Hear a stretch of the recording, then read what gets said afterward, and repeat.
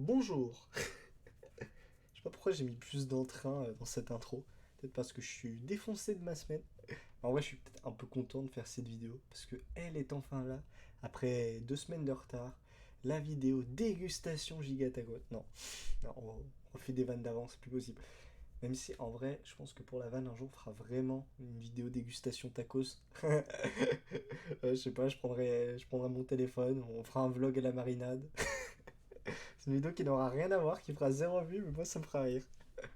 Bref, donc la philosophie actuelle. Ouais. Alors, par où commencer? Dans l'idée, j'aurais dû vous faire une vidéo sur c'est quoi la philosophie. Mais le problème, c'est que ça m'aurait pris longtemps, genre 2 semestres. Donc bon, on va pas faire ça. Donc voilà, vous avez en tête et l'idée de ce que c'est la philosophie. Voilà, ça vous suffira largement. Et actuel, parce que on est déjà arrivé à un premier problème, c'est vrai comment on définit la philosophie d'une période, et surtout dans la période dans laquelle on se trouve.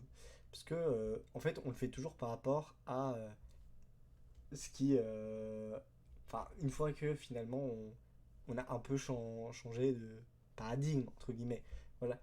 Et ça provient souvent de révolutions ou juste d'avancées vraiment majeures dans la pensée. Voilà. C'est pour ça que du coup on a plusieurs périodes dans la philosophie, donc antique, scolastique, moderne, slash lumière, contemporaine et aujourd'hui. Et oui, on met moderne avant contemporaine parce que nique sa mère, la logique, d'accord? Et c'est comme ça. Donc, en fait, on pourrait dire qu'on est, si vous voulez, dans un espèce de prolongement de la philosophie contemporaine. Mais en fait, si vous voulez une comparaison, en fait, soit on est encore dans l'autoroute de la philosophie contemporaine, enfin dans le tunnel, si vous voulez, de la philosophie contemporaine et on n'en est pas encore sorti, soit on en est sorti et on est sur l'autoroute d'une nouvelle période, mais étant donné qu'on est dedans, bah, c'est un peu compliqué de lui donner un nom parce que euh, voilà, on n'a pas encore de recul par rapport à ce qui a été fait. Ah, pour l'instant, normalement, tout va bien. Hein, vous avez à peu près compris de quoi on avait parlé. Mais voilà. Donc, finalement, voilà, une fois qu'on a dit ça, bah, finalement, ça concerne quoi la philosophie actuelle? Alors, il n'y a pas vraiment une réponse universelle à ça, mais il y a toujours des domaines qui sont plus étudiés que d'autres, si vous voulez. Surtout l'éthique, enfin, éthique morale, politique, et avec- étant donné que c'est toujours un peu un prolongement du coup de la philosophie contemporaine, tout ce qui va être phénoménologie analytique, et aussi des problèmes, sujets, enfin, des sujets, des domaines qui ont été créés et qui répondent aux problématiques actuelles, comme l'environnement, la philosophie de l'environnement ou la justice climatique par exemple, des questions voilà qui sont et auxquelles les gens, enfin les philosophes essaient d'apporter des réponses, voilà. Parce que la philosophie a toujours cette volonté de répondre aussi aux questions inhérentes à la période actuelle. Et donc, là, vous avez à peu près la base de finalement ce que c'est. Alors, bon, maintenant, concrètement, comment on fait de la philosophie aujourd'hui? Alors, ça passe par au moins deux choses, même si je pense que il y en a peut-être une autre dont je n'ai pas connaissance, mais c'est donc les chercheurs et doctorants donc, qui vont travailler sur des domaines très précis, 2 3 4 au maximum, et toujours ce qui a concerné les auteurs, par exemple. Voilà, des chercheurs spécialisés uniquement sur certains auteurs. Voilà. Et, et en fait, c'est tout, concrètement. Enfin, du moins, tout ce que j'en ai trouvé. Parce que bon, oui, il y a toujours des gens qui vont. Toujours des mecs qui vont sortir des livres comme ça, sortis de nulle part, mais dans l'idée, c'est tout. Et en fait, il y a. On a. J'ai oublié une partie à ça, parce que c'est une qui, dans l'idée, n'existe plus depuis 200 ans. C'est les philosophes qui créent des systèmes. Alors, pour expliquer ça très simplement, c'est quoi un système? On va parler de la philosophie vite fait platonicienne. Alors, imaginez que l'intérieur de cette boîte, l'intérieur, hein, j'ai dit, d'accord, ce soit l'univers, d'accord. Donc en gros ça concerne là où il y a les dés et ça va jusqu'au, on va dire au plafond du couvercle. Voilà. Maintenant imaginez que ces dés représentent les idées. Alors les idées en gros c'est tout ce qui fait que la réalité est comme elle est. Ça explique grosso modo euh, et ça a une appartenance à tout ce qui existe. Voilà. Bah, maintenant, il faut se dire qu'il y a un démiurge, donc un dieu qui a contemplé ces idées, voilà, qui était du coup dans le machin, qui a vu les dés, si vous voulez, et il en a résulté la création d'un univers. Voilà. Ce qui fait que les idées sont dans le monde, même si elles sont sur un plan de réalité supérieure. Voilà. Mais elles sont dans l'univers. Comme on pourrait dire que, voilà, y a rien. Aujourd'hui, un peu dans nos modèles théoriques, c'est qu'il n'y a rien en dehors de l'univers, si vous voulez. Voilà, on est cloîtré dedans. Voilà, on est l'intérieur. Si vous prenez une boule de billard, par exemple, on serait à l'intérieur. Mais seulement à l'intérieur, en fait. On ne pourrait pas en sortir. Voilà. Donc là, en fait, je viens vous de résumer, grosso modo, la cosmologie platonicienne et le système platonicien. En fait, c'est du coup en fait, c'est comment fonctionne la philosophie de Platon, si vous voulez, le système. Et dans le système, il y a du coup ce qu'on appelle le principe. Le principe, c'est ce qui est premier. Et du coup, de par ce principe, découle sa philosophie. Voilà, de par les idées, en fait, on a la philosophie entière de Platon qui découle de ça, si vous voulez. Voilà. Ça, c'est la définition d'un principe. Le problème, c'est que aujourd'hui, et dans 8 ans, ça fera 200 ans qu'on reste dans le même système, c'est-à-dire le système hegelien. Et le problème qui se pose, c'est que on, euh, on ne réussit pas encore à sortir de ce système. Parce qu'en fait, le problème qui se passe, c'est que Hegel, son principe, c'est le holisme. Bon, alors je vais pas vous l'expliquer parce que moi-même, j'ai pas compris. Et en gros, euh, pour dépasser le holisme, on a des problèmes qui se posent. Que j'ai pas non plus compris. Voilà. Et on vient du coup à un problème qui est que on est juste, entre guillemets, hein, dans une interprétation et réinterprétation du système hegelien. Surtout que c'est développé des nouveaux courants comme le pragmatisme, ce genre de choses. Ce qui fait que, du coup, surtout l'analytique, ce qui fait que on a quand même des nouvelles visions d'ensemble sur, par exemple, tous les auteurs canoniques et autres, mais on n'a pas encore réussi à dépasser un système ancré depuis 200 ans.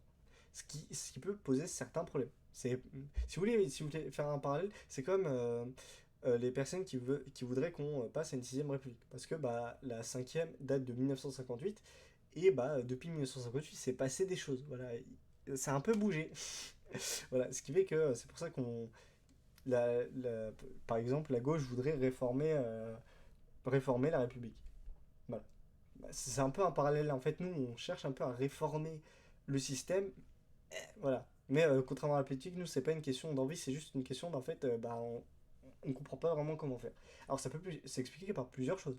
Par exemple, le fait que, vu que ça fait 200 ans, on sait plus faire ça. Par exemple. Voilà.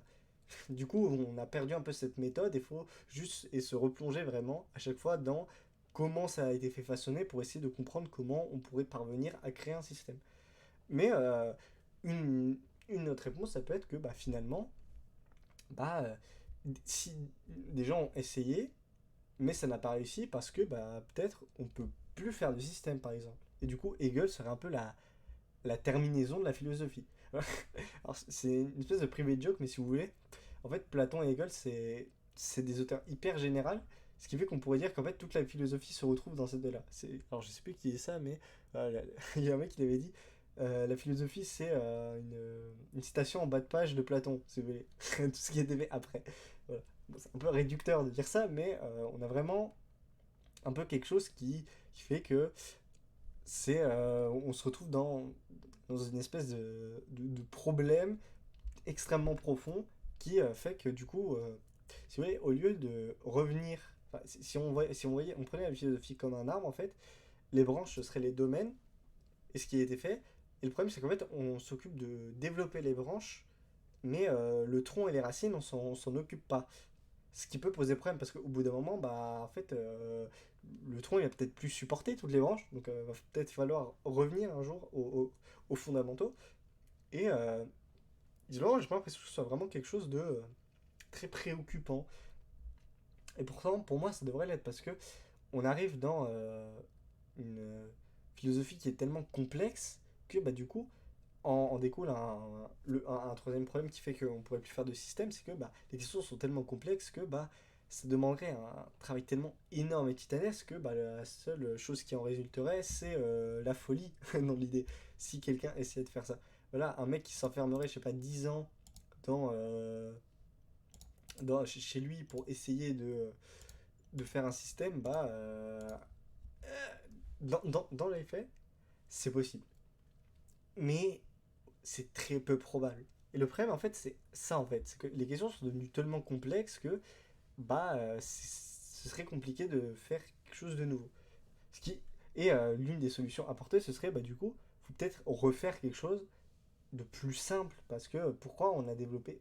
En fait, c'est bien d'avoir développé autant, mais si c'est pour que ce soit plus compréhensible pour les gens à la fin, bah, quelle en est vraiment l'utilité? Si c'est vraiment accessible qu'à deux trois personnes, voilà. C'est pour ça qu'en fait, j'essaye, moi, au maximum, par exemple, d'être le plus clair possible dans les prémices, voilà, pour essayer d'avoir quelque chose qui se tient, en fait, que vous comprenez.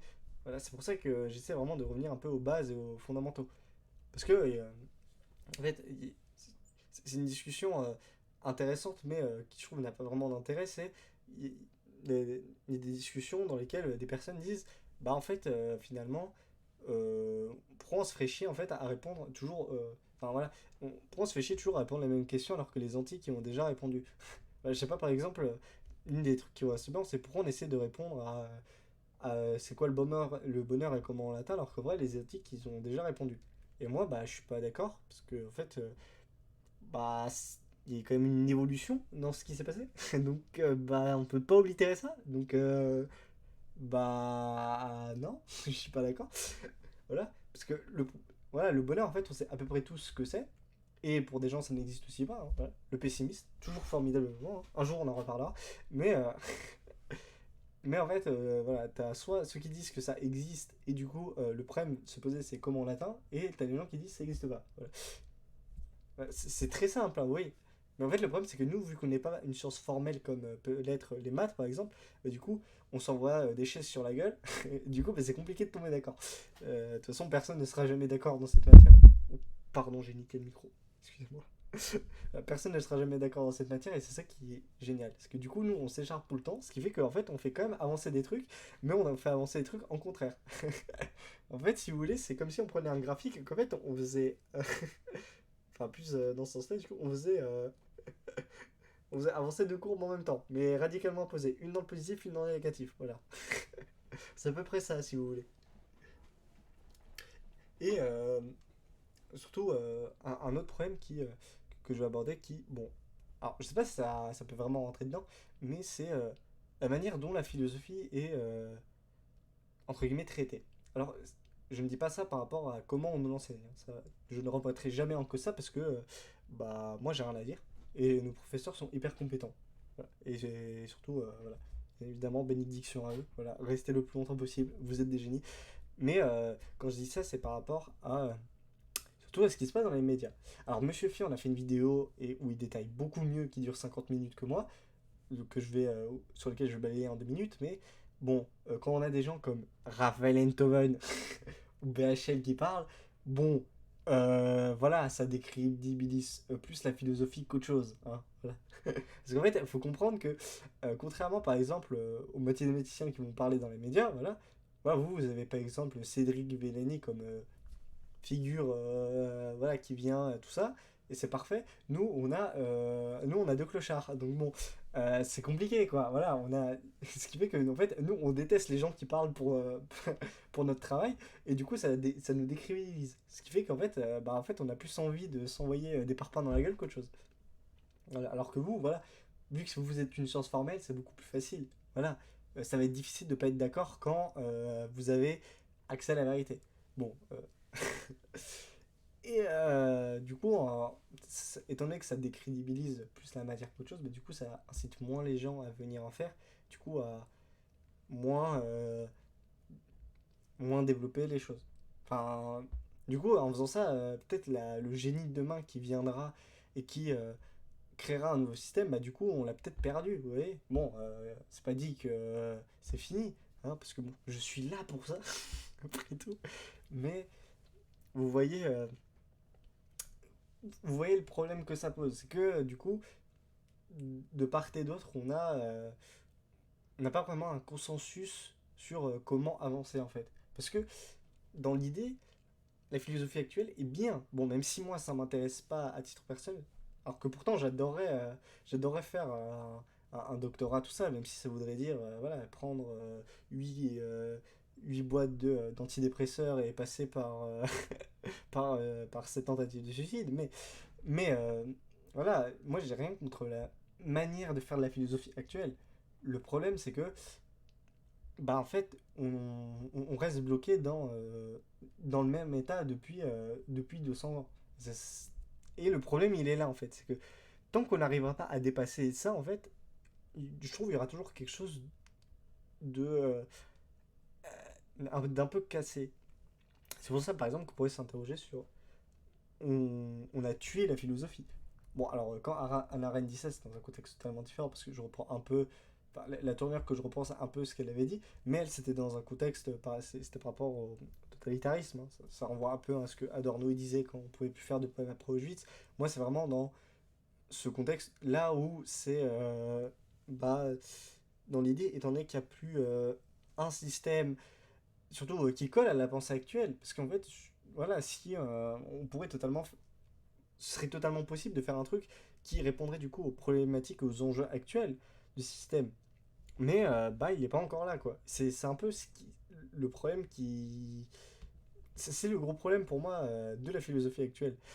Et bah voilà, je ne sais pas comment le résoudre. Parce qu'en fait, les deux réponses, donc soit on peut plus en faire avec par rapport à ce que je dis, hein, les questions trop complexes, peut-être que du coup tout a été dit, enfin ce genre de choses, ou le fait que si on peut quand même toujours dépasser les limites, il faut juste qu'un génie, littéralement c'est ça, un génie arrive, bah en fait il n'y a pas vraiment une bonne réponse actuellement. En fait si vous voulez c'est un peu le même avec le mec, et il y a deux routes et, et ça mène à deux châteaux différents.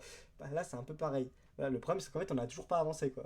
en fait, en fait on est sur... on n'a pas encore choisi la route. Voilà. Parce que bah en fait ça marche pas vraiment comme ça. Voilà, voilà. Bon, bah, je pense que du coup, j'ai tout dit. Voilà, ouais. Ouais, je pense que du coup, on peut s'arrêter là. Voilà. Bon, désolé encore pour l'attente, mais voilà, ça me semblait important au maximum de avoir les meilleurs éléments au mieux pour vous l'expliquer à ma manière, même si, bon, il y a quand même un cours et une vidéo de Luc Ferry qui dure 1 heure dessus, qui est vraiment super intéressante, je trouve.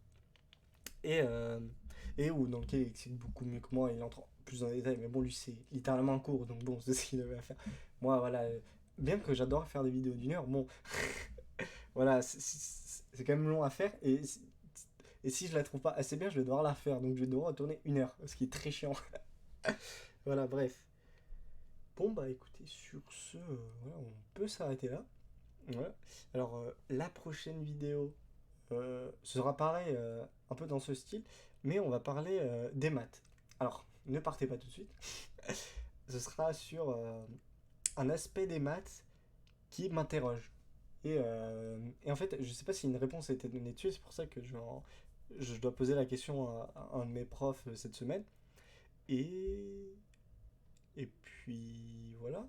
Et puis normalement, juste après, enfin 2 jours après, vous aurez la vidéo prémisse. Enfin, cette semaine du moins, la semaine prochaine, du coup, sera la vidéo sur la matin, une autre vidéo prémisse comme d'hab. Et puis sur ce, voilà. Donc, bah écoutez, euh, merci d'avoir regardé et à la revoyure. Voilà. Au revoir tout le monde. toujours aussi catastrophique ces, ces fins de vidéo.